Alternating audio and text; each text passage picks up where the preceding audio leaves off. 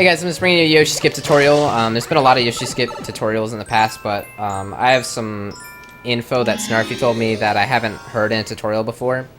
So I figured I'd just give my 2 cents and see if it helps anyone who's struggling with it.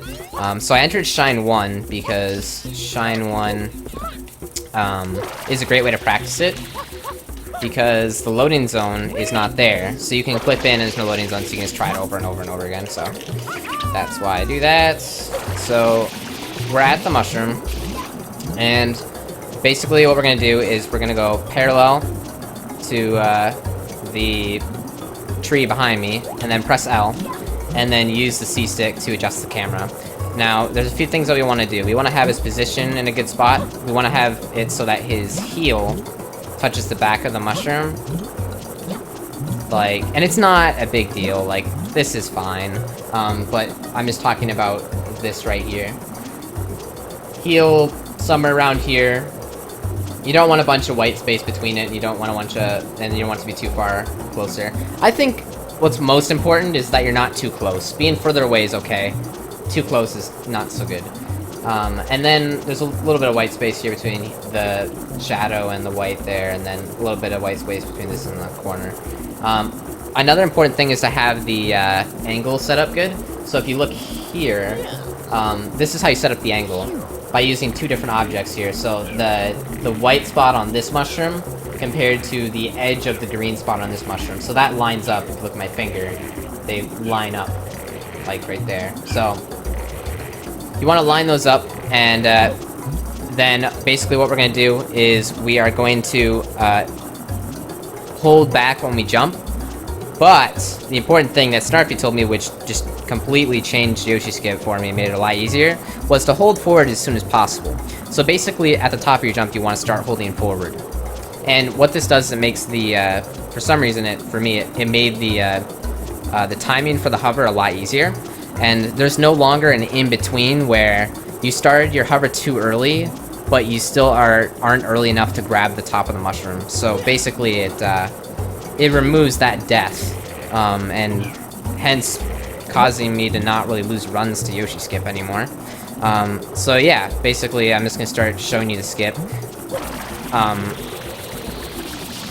Again, you want to hold forward as soon as you possibly can. It's like the top of the jump. And what you just saw there was something that doesn't happen very often for me, but basically if you get caught in that specific way, when you start practicing this, you'll know what I'm talking about. Like that time, I knew I wasn't going to clip in unless I moved to the left. So there is some circumstances where you will get caught there forever. Like you'll just run out of your hover. If I would have just hold straight the whole time. Normally you just hold straight the whole time and you'll clip in, but that time you have to hold left and go around a bit. So yeah, so hopefully that doesn't happen again. I hate when that happens, because sometimes it just screws you over. But yeah, there's another one. And you can do this like 7 times, because you have 8 life. Or 8 times? Yeah. So you can practice this a ton, so it's really helpful. But I'll just do a few more here. And also, if you're still having trouble after you've been practicing it for a while, you know, comment on the video or whatever. I can try to help out. But honestly, the holding forward as soon as possible, like if you're still making mistakes after practicing it for a while, try to hold forward even earlier. Like, and it really just changed the whole skip for me. And that's all thanks to Snarfy Bobo. He was the one who told me that. I don't know who he heard that from, or like if he just figured that out himself or what, but it helped me a lot, so. Oh yeah, also there is another way to do this. You can also do this by like lining up this way, and then, well, here, I'll show you last. I'll do one more and then I'll fail at showing you the old way because I haven't done the old strat in like a year. But yeah, so I have 1 health left, so I only got 1 more shot. But so I'm gonna die doing this strat because I haven't done it forever. But this would be the other strat, which I don't like, because you can't really see when you're supposed to hover. There's no visual cue for when to hover. And so it's just a lot harder that way. Oh yeah, the visual cue for hovering here, if you're having trouble for that, is if you're doing this strat and you're having trouble with the when you're supposed to start your hover, look at the mushroom right there. When that mushroom comes out of view, when it goes underneath this green mushroom, so you can't see it anymore, that is when you're supposed to start your hover. But yeah, so Stelzig strat is you go like this, and then you fall off, and then you start your hover.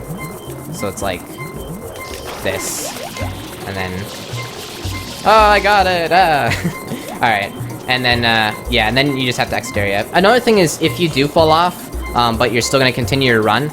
Like let's say I can't really do it now because I'll just die. But if I fall down to that this log down here, if you immediately press start and then exit area, you can exit the area before you fall out of the level. Falling out of the level will waste another like good 5 seconds. So if you exit the area right away, then you can save a little time, assuming that you still are trying to keep your run going if you do mess up.